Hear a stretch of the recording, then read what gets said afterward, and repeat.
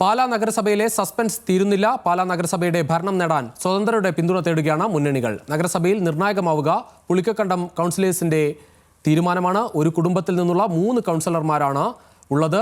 ഇവർ ആരെ പിന്തുണക്കും എന്നതിൽ ആകാംക്ഷ തുടരുകയാണ്. ഇരു മുന്നണികളും പിന്തുണ ആവശ്യപ്പെട്ടെന്ന് സ്വതന്ത്ര കൗൺസിലർമാരായ ബിനു പുളിക്കക്കണ്ടം, ബിജു പുളിക്കക്കണ്ടം, ദിയ പുളിക്കക്കണ്ടം എന്നിവർ ഹലോ മലയാളം ലീഡേഴ്സ് മോർണിംഗിൽ പറഞ്ഞു.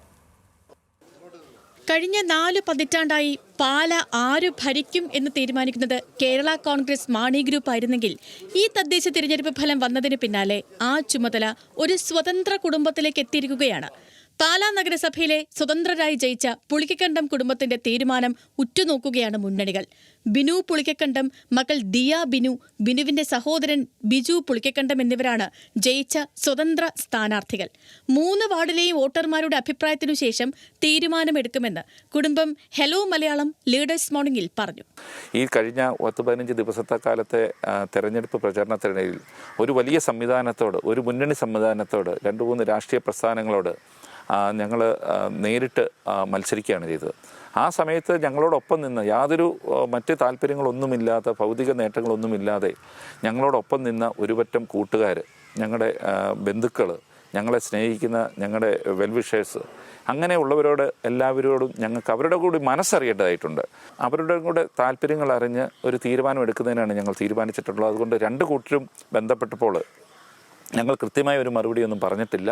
ചർച്ചകൾ തുടങ്ങിയിട്ടില്ല. കഴിഞ്ഞ തവണ CPIM പ്രതിനിധിയായി വിജയിച്ചപ്പോൾ മുതൽ Binu Kerala Congress CM chairman Jose K മാണിയെ പരസ്യമായി വിമർശിക്കുന്നത് വിവാദങ്ങൾക്കിടയാക്കിയിരുന്നു. അവസാനം CPM-ൽ നിന്നും പുറത്താക്കുന്നതിനും ഇടയാക്കിയിരുന്നു.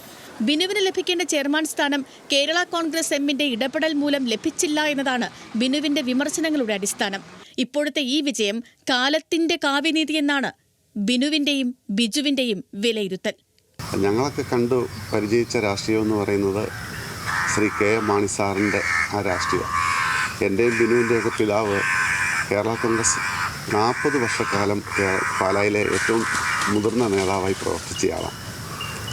ഒരു കാര്യത്തോടെ പറയട്ടെ, മാണി സാറ് സ്ഥിരമായി ഏതാണ്ട് 25 വർഷത്തോളം തിരുവോണം ഉണ്ടത് നമ്മളുടെ വീട്ടിലായിരുന്നു. ആ നേതാവിൻ്റെ മകനിൽ നിന്നുമാണ് എൻ്റെ അനിയനടക്കമുള്ളവർക്ക് കേവലം വ്യക്തിവിദ്വേഷത്തിൻ്റെ പേരിൽ പല തിക്താനുഭവങ്ങളും നേരിടേണ്ടി വന്നത്. രാഷ്ട്രീയം ജനിച്ച നാൾ മുതൽ കാണുകയാണ്. നിരവധി കാര്യങ്ങൾ ചെയ്യണമെന്നുണ്ട്. പഠനവും പ്രവർത്തനവും ഒന്നിച്ചു കൊണ്ടുപോകാനാണ് ആഗ്രഹിക്കുന്നതെന്ന് മകൾ ദിയ പുളിക്കക്കണ്ടവും ഹലോ മലയാളത്തിൽ പറഞ്ഞു. ഇതിപ്പോൾ ഇതൊരു 9 to 5 ജോബ് അല്ല, ഇതൊരു 24 hour ജോബ്, അതും 24/7 ജോബാണ്.